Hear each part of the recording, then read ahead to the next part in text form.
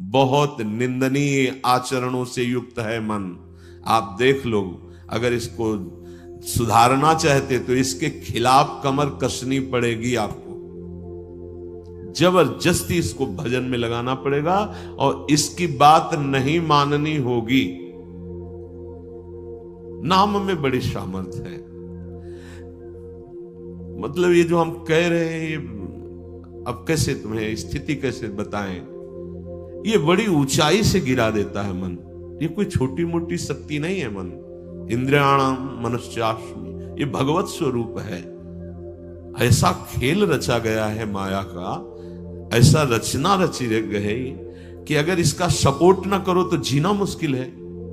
ध्यान देकर देखो, सारा खेल तो इसी के अंतर्गत, और सपोर्ट करो तो जीना मुश्किल है। अब निकलो इस खेल से, निकलो तो परम पद मिल जाएगा। बस जिसने नाम जपा, हरिराम व्यास जी एक पद में कहते हैं, नियंता पतितन को हरि नाम। यही हमारे अंदर कमी हो रही है, इसीलिए हम हार रहे हैं मन से। हम इन सब बाहरी बातों को कोई महत्व नहीं देते। एक है, केवल एक, वही अनेक रूप रखकर तुम्हारे सामने आ रहा है, छुपा छुपी का खेल खेल रहा है। ये अगर मान सम्मान प्रतिष्ठा है, नाटक है माया का, कुछ इससे नहीं होने वाला।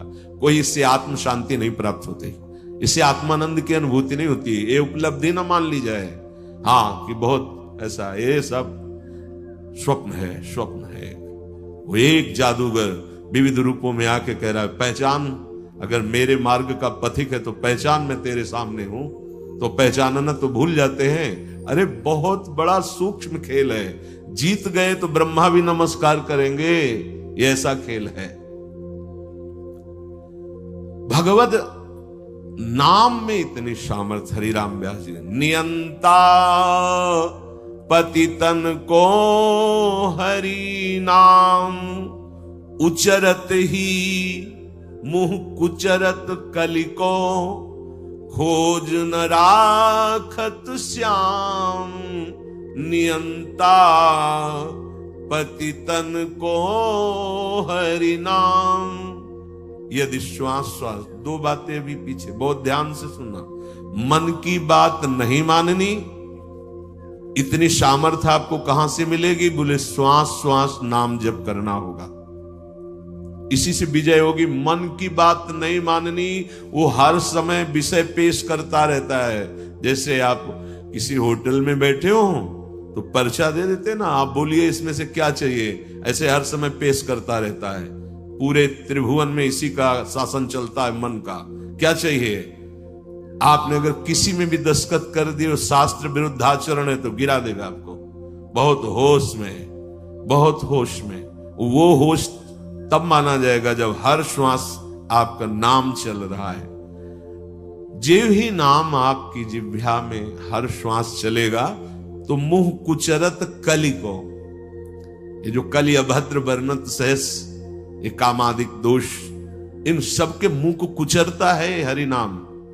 इसीलिए और साधनों में प्रीति हो जाएगी, नाम जपने में नहीं होगी।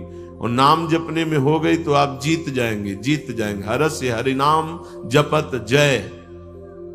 नाम आनंद प्रदान करते हुए आपको बचाता रहेगा, मन की चाल दिखाता रहेगा, उससे कैसे बचना ये युक्ति बताता रहेगा। खोज न राखत श्याम, फिर श्याम सुंदर की खोज नहीं करनी पड़ेगी। नाम चल रहा है ना, यही अब तुम धोखे में नहीं डाल सकते। किसी सूझ वाली आंख ने पहचान की, कण कण में झांकी भगवान की, मेरा प्रीतम सब रूपों में है। ये नाम आपको अनुभव कराएगा। नाम जप नहीं है तो कुछ नहीं होने वाला। बातें बनाने से माया का पर्दा नहीं हट जाएगा। बहुत विचित्र है, बहुत विचित्र। अच्छे अच्छे त्राहिमाम बोल देते हैं इस मन के आगे। हिमालय को उठा लेना सहज है, लेकिन मन को अधीन करना सहज नहीं है। नाम भगवान में इतनी सामर्थ्य है, वो तुम्हें सामर्थ्य देंगे कि तुम मन को अधीन कर सकते हो। कर तुम अकर तुम अन्यथा कर तुम, सर्व सामर्थ्यशाली भगवान को अधीन करने वाला नाम है नाम। ये ऐसा नाम है, इसे कोई भी चुरा नहीं सकता। चोर मध्य या मित्र, ब्रह्म गुरु दारा सुत आराम। चोरों के बीच में भी हो तो चुरा नहीं सकता नाम को। कोई मित्र हो तो हिस्सेदारी इसमें नहीं कर सकता। ब्रह्म स्वरूप होते हुए भी तुम जो दुख में डूब रहे हो, उसका कारण है कि नाम नहीं। गुरुदेव कृपा करके तुम्हें नाम दिए हैं, नाम जप में तुम्हारी प्रीति नहीं, इसलिए दुर्दशा है। मूर्तिमान ब्रह्म, मूर्तिमान गुरुदेव कृपा समुद्र है, पर अगर नाम जप नहीं है तो आप सुख का अनुभव नहीं करेंगे। तो नाम ऐसी वस्तु है कि जो चाहे चोरों के बीच, ये चोर ही है काम क्रोध लोभ मोह मद मत्सर, और चाहे मित्र के बीच में हो, ये नाम आपको सुरक्षित रखेगा। कोई भी आपको मित्रता के द्वारा नहीं फंसा सकता, ना कोई ठगी कर सकता है इस नाम की। ये ब्रह्म स्वरूप है, ये गुरु स्वरूप है। और जैसे गृहस्थी में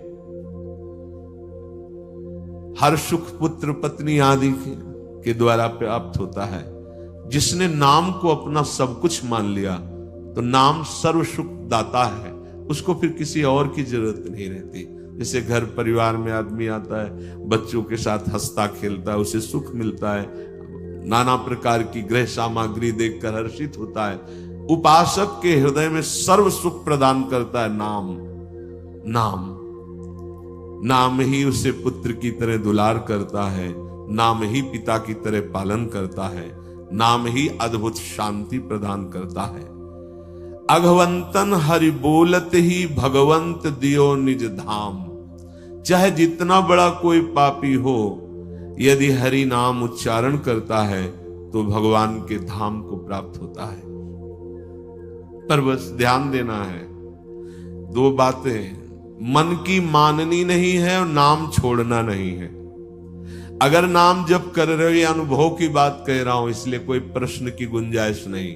और मन के अनुसार तुम आचरण करोगे और नाम जप भी कर रहे हो तो भी आनंद का अनुभव नहीं होगा। आगे चल के कल्याण हो, मंगल हो, इसमें हमें कोई संशय नहीं है, लेकिन वर्तमान में तुम जलोगे नाम जपते हुए भी। यदि मन के अनुसार चलोगे तो तुम्हें भगवदानंद का अनुभव कभी नहीं हो पाएगा। शरीर छूटने के बाद भगवान जैसे अजामिल को परम पद, वो बात अलग है, लेकिन वर्तमान में जीवन मुक्तता और आनंद का अनुभव मन की बात न मानने से होगा। ये जो मन हमें गलत सलाह दे रहा है, ये जो मन हमें भोगों में फंसा रहा है, आप चाहे जितना प्रयास करें, ये आनंद का अनुभव नहीं होने देगा। छाती की बात कहते हैं, किसी के पढ़े लिखे समझाने की बात नहीं, यहां की बात। अगर विषय सेवन मन के अनुसार हो रहा है तो साधन होने पर भी भगवदानंद का अनुभव नहीं होगा, नाम जपने पर भी भगवदानंद का अनुभव नहीं होगा। ये रोकना होगा। धर्म विरुद्ध आचरण के लिए मन जो हमें सलाह देता है, नहीं मानना होगा। हरिपद पंकज छत्र छाह बिन मिटे न दुख रवि घाम। नियंता पतितन को हरि नाम। हरि के चरणारविंद का आश्रय, मुख में नाम, मनमानी आचरण पर शासन, फिर ये संसार की धूप उसको लगती नहीं है। फिर दैहिक दैविक भौतिक कोई भी ताप उसे स्पर्श नहीं करता है। जो हमें आनंद अनुभूति स्थिति प्राप्त होनी चाहिए, वो स्थिति नहीं है। बिना स्थिति के बातों से माया पर विजय प्राप्त नहीं की जा सकती। इसलिए नाम जिह्वा से और बुद्धि एकदम सावधान होकर मन की हर चेष्टा पर निरीक्षण। मंगलमय भगवान ऐसा विधान बनाएंगे कि आप सर्वदा सुखी और प्रसन्न रहेंगे यदि आप ऐसे चलेंगे। भगवान हमारे विचारों को देखते रहते हैं। ध्यान से सुनना, तुम जो विचार अंदर कर रहे हो वो भगवान देख रहे हैं। जब भगवान देखते हैं कि इसकी आशा का विषय संसार है, मैं नहीं हूं, तो अब बाहरी हमारी क्रियाएं भक्ति की हो रही हैं, आशा संसार की है, तो भगवदानंद का अनुभव नहीं हो रहा है, हाथ में विफलता लगती है। बिल्कुल अक्षरशः ऐसा ही है। बहुत गुस्सा लगती है मन पर, बहुत गुस्सा कभी कभी लगती है कि ये साधकों को नष्ट करने के लिए हर समय जाल बुनता रहता है। जैसे मकड़ी जाल बुनती है, ऐसे ही बुनता रहता है जाल, और ये खुद जलता है, खुद परेशान होता है, खुद बंधन युक्त होता है। तो यही बड़ा विचित्र खेल इस मन का, बड़ा विचित्र। महीना 2 महीना हो तो लड़ ले, पूरे जीवन लड़ना, तभी परम पद प्राप्त होता है। पूरे जीवन जरा सी चूक होती फंसा देता है, निराश कर देता है, उदास कर देता है। भगवान तुम्हारे अंदर के विचार को देखते हैं। तुम्हारे विचार में यदि आंतरिक संसार के सुखों की आशा है तो वो आपके अंदर हैं, अनुभव में नहीं आएंगे। देख लो, जो लोग कहते हैं ना कि इतने वर्ष हो गए हमें नाम जप करते, उसका भाव समझो। अंदर के विचार भगवान तुम्हारे देखते रहते हैं। तुम्हारी आशा यदि संसार के भोग हैं तो सामने नहीं आएंगे, यही हृदय में बैठे हैं। उत्तम भाव प्राप्त करने के लिए तुम्हें अपने मन से संसार के विचार हटाने होंगे। ये जो भगवत चर्चा है, भगवान की लीला कथा है, इसमें इतनी सामर्थ्य कि आपके विचारों का परिवर्तन हो जाएगा। शृण्वताम स्वकथा कृष्ण पुण्य श्रवण कीर्तन हृदयंतस्थो हृभद्राणि विधुनोति सुहृत्सताम। भगवान श्री हरि श्री कृष्ण का जब यश सुना जाता है, नाम महिमा, गुण महिमा, लीला कथा, पुण्य श्रवण कीर्तन शताम साधु नाम सुहृत हितकारी। भगवान श्री कृष्ण स्वकथा स्वकीय गुणानाम कथा श्रृण्वताम श्रवण परायणानाम अंतस्थ हृदय स्थिता। भगवान श्रवणेन्द्री के द्वारा जाकर उसके हृदय में स्थित हो जाते हैं। भगवान की कथा पुण्य श्रवण कीर्तन परम पुण्य प्रदान करने वाली है।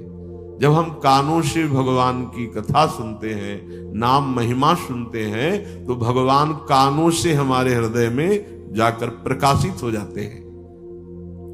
भगवान श्री कृष्ण स्वकथा स्वकीय गुणानाम कथा शृण्वताम अंतस्थ हृदय स्थिता। जहां वो हृदय में गए तो सन हृदय स्थितानि अभद्राणि दुर्व्यसन रूपाणि अशुभानि विधनोति विनाशयति दूरी करोति। भगवान श्री कृष्ण कथा सुनने वालों के हृदय में श्रवणेन्द्री के द्वारा जाते हैं और सब व्यसन, सब दुर्वासना, सब पाप कर्म जो हुए उनका नाश कर देते हैं। हृदय स्थितानि अभद्राणि दुर्व्यसन रूपाणि अशुभानि विधनोति विनाशयति। केवल कथा सुनने मात्र से हमारे विचारों का परिवर्तन। बहुत सुंदर बात, भगवान सदैव आपके विचार देखते हैं अंदर के। जब आपके विचार संसार के भोगों के होते हैं, संसार की आशा होती है, तो वो आपके सामने प्रकट नहीं होते हैं। बहुत समय साधन करते हुए भी प्रकट नहीं। तो अंदर के विचारों का परिवर्तन कैसे हो? तो बोले कानों से खूब भगवान की कथा सुनो। प्रभु के नाम महिमा, रूप महिमा, लीला, धाम, गुण ये सुनोगे तो श्रवणेन्द्री से भगवान हृदय में जाएंगे और भगवान हृदय में जाकर सारे व्यसन, अशुभ, पाप इन सब को नष्ट कर देते हैं। जो अभद्राणी हैं, दुर्व्यसन रूपाणी हैं, अशुभानी हैं, वो विधनोति विनाशयति, हृदय को निर्मल कर देते, अर्थात हृदय के विचार अब भगवत स्वरूप होने लगते हैं। पिबन्ति ये भगवत आत्मनः सताम कथामृतम श्रवण पुटेषु संभृतम पुनन्ति ते विषय विदूषिताशयम् ब्रजंति तच्चरण सरोरुहांतिकम। ये जना सताम भक्तानाम मुखात, जो जन सदैव भक्तों के मुख से भगवता श्री कृष्ण कथामृतम कथा सुधम श्रवण पुटेशु, जो जन भगवान के प्रेमी भक्तों के मुख से भगवान की महिमा चर्चा सुनते रहते हैं, तो ते विषय दूषित आशयम, विषय ही विशेषेण दूषितम मलिनीकृतम, अर्थात जो मन हमारा सदैव विषय चिंतन करते हुए मलिन हो गया था, जहां हम भगवान के प्रेमी भक्तों के मुख से चर्चा सुनी तो भगवान उसके हृदय की वासनाएं नष्ट कर देते हैं। कथा का बहुत बड़ा प्रभाव है। धुंधकारी ने कोई और साधना नहीं की थी, केवल 7 दिन एकाग्र चित्त होकर श्रीमद् भागवत की कथा सुनी तो पार्षद स्वरूप होकर के विमान में बैठकर गोकर्ण जी के सामने भगवत धाम को गया। रत्नावती जी ने और कोई साधना नहीं की थी, केवल भगवत चर्चा सुनी। प्रभाव से उनको नाभाजी महाराज ने भक्त भूप कहा है। ऐसा त्याग महारानी होते हुए, सम्माननीय होते हुए मुंडन करा के बैठ गई संतों की सभा में, कोई भय नहीं। भगवत कथा विषय वासनाओं से मलिन अंतःकरण को बहुत जल्दी शुद्ध करती है और हरि के चरण कमलों का अनुभव होने लगता है कि प्रभु के श्री चरणारविंद हृदय में विराजमान है। धर्म स्वनुष्ठिता पुंसाम विश्वक्षेन कथा सुय नोत्पादयेद यदि रतिम श्रम एव हि केवलम। यदि आप बहुत से सब साधन करते हैं और भगवान की कथा सुनने में, सत्संग सुनने में आपकी रुचि नहीं है, तो यहां कह रहे हैं कि मानो आपको जितने भी साधन धर्मानुष्ठान किया उसका कोई फल नहीं मिला। आप बड़े अच्छी साधना कर रहे, ये तो अनुभव की भी बात है। एकांत में साधन करते हुए साधक में बहुत से ऐसे दोष होते हैं जिनको नहीं त्याग कर पाता, वो सत्संग से ही दूर होते हैं। जब सत्संग में हम बैठते हैं तो सत्संग मानो दर्पण की तरह हमें दिखाता है कि हमारे अंदर कौन कौन से दोष हैं, और फिर त्याग करने की युक्तियां भी सत्संग से ही प्राप्त होती है। इसीलिए सिद्ध महापुरुष भी, जिनकी जड़ चेतन ग्रंथि का भेदन हो गया है, आत्मा राम है, वो भी भगवत चर्चा करते और सुनते रहते हैं। भली भांति साधना का अनुष्ठान, धर्म का अनुष्ठान किया, पर आपको भगवत चर्चा सत्संग सुनने में रुचि नहीं, तो बोले आपके जो साधन आदि के फल हैं वो केवल श्रम ही श्रम है, आपको कोई लाभ नहीं मिला।